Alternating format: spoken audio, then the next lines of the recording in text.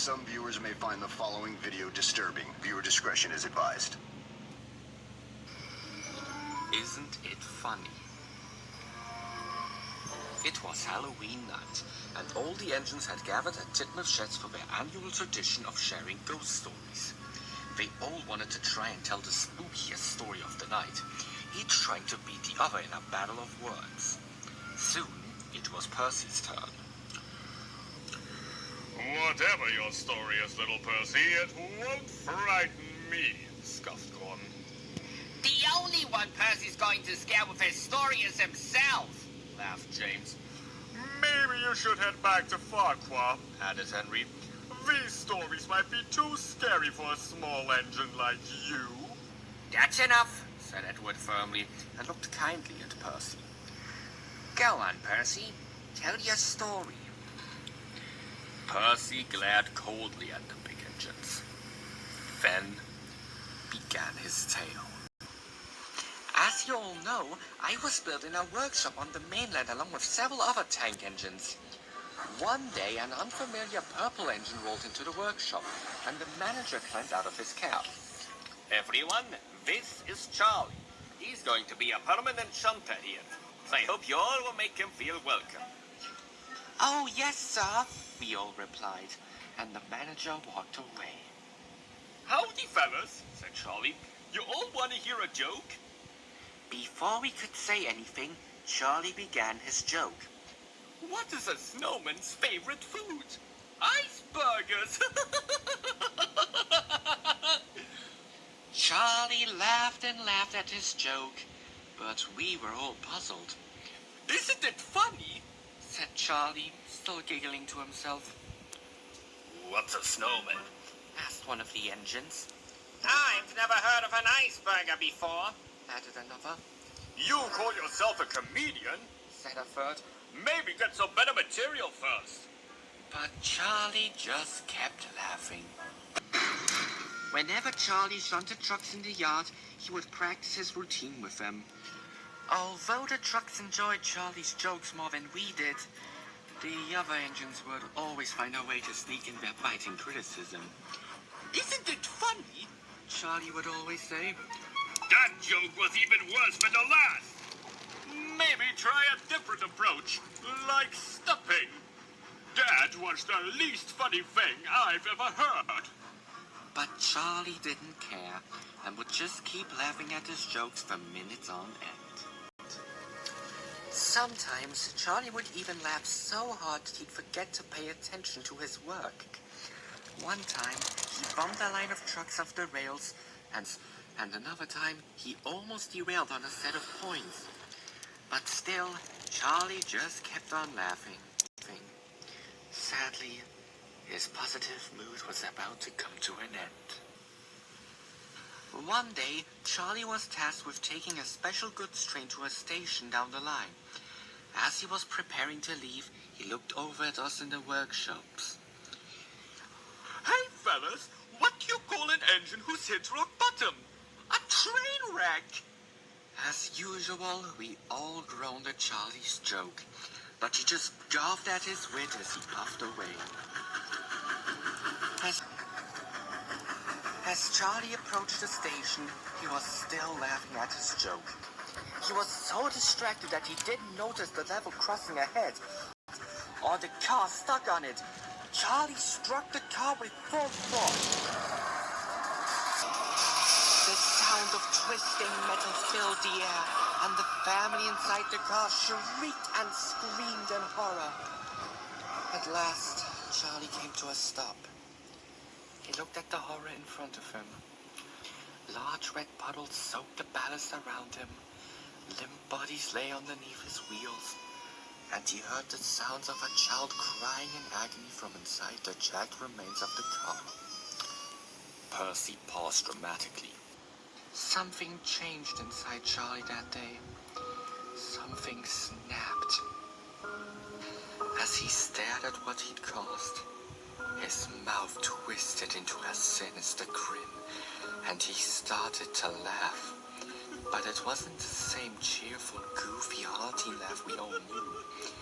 It was a soft, almost sinister laugh. It was filled with pain, and sometimes it almost sounded as if he was crying. He was still laughing when I came to take him back to the workshop. You all right, Charlie? I asked. Charlie didn't say anything at first. He just kept laughing. Isn't it funny? He suddenly asked. What is? I asked nervously. That family in the car was just coming back from the hospital with their new baby. I was horrified by this. What's so funny about that? I demanded. This was supposed to be the happiest day of their lives. Giggled Charlie maniacally. But now, they're all dead. Isn't it funny? I chose to say nothing more as I dragged Charlie home. He laughed all the way back to the workshop, where the manager was waiting. What do you have to say for yourself?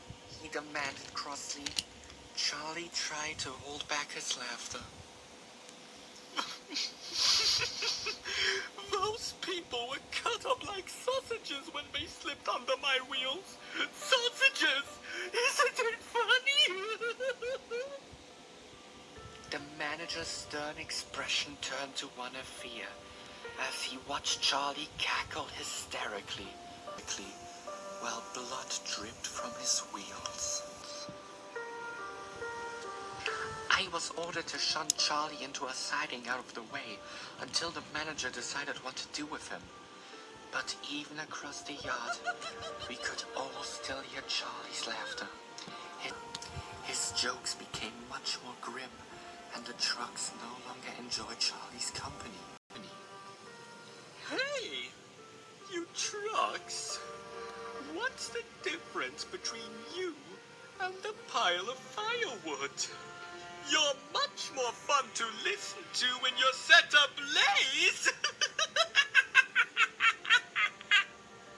The trucks would only look away meekly as Charlie's blood-curdling giggles crept into their minds. But even at night, the laughter never stopped. Charlie's cackle echoed across the workshop, haunting us in our sleep. Eventually, the manager decided to have Charlie cut up for scrap, as no one would buy him, and he kept scaring away any potential buyers for us. I was given the task of shunting Charlie to the scrap yards. The manager rode in my cab. Charlie just kept on laughing. When we arrived, I shunted Charlie into a siding, while the manager explained just what was happening. You've caused me a lot of troubles these past few months. He said firmly. This is all you're good for now. Any last words? Charlie looked down at the manager, still giggling hysterically.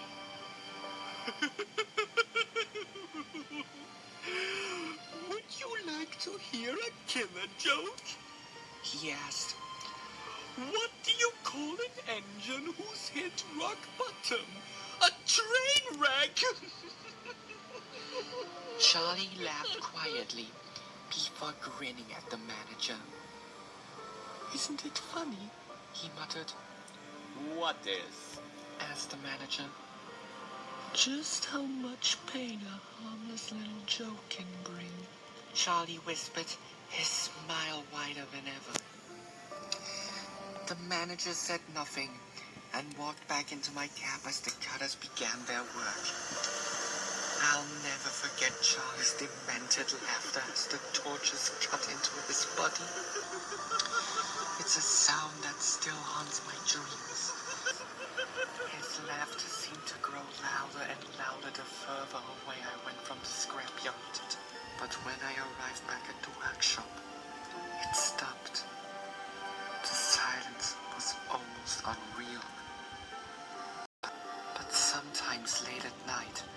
Charlie's laughter echoes across the line, from the workshop to the crossing and to the scrapyard. Some say he's still looking for someone to laugh at his jokes. I think he's looking for another punchline. Make sure it isn't you. The other engines were as still as ice. They stared at Percy, unaware that the little engine could tell such a horrifying story. Gordon, Henry, and James were all at a loss for words. So Edward spoke up. Well, Percy, that was certainly the scariest story I've heard in a long time. How did you come up with something like that? Percy looked morosely at the old engine. I didn't make it up, Edward, he said quietly. Charlie's still out there. Edward fell silent as Percy headed off for home, hopeful that his mind would never have to be haunted by Charlie's sinister laugh.